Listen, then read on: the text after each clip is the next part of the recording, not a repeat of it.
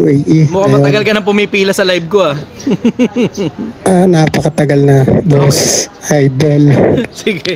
Kaya medyo ano tong aking tanong. Kasi ako ay pamilyado na at bago pa lang ako dito sa ibang bansa. Ngayon, kulang ang oras na nakakausap ko ang aking pamilya dahil sa pag-itan ng oras at the same time may trabaho din yung aking partner Okay. sa Pilipinas.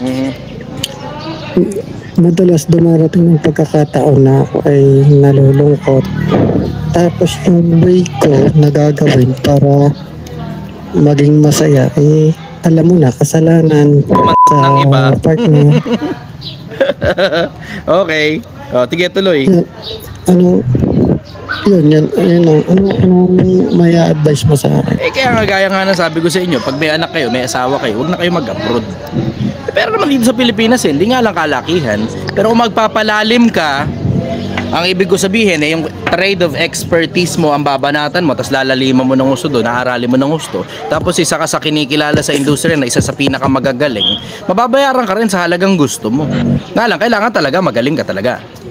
Yun nga lang ang pinagkaiba ng abroad at saka Pilipinas. Sa Pilipinas kasi pag mediocre ka, barya-barya babayad sa'yo. Pag nasa abroad ka, barya-barya din ang babayad, pero mas malalaking barya babayad sa'yo sa abroad.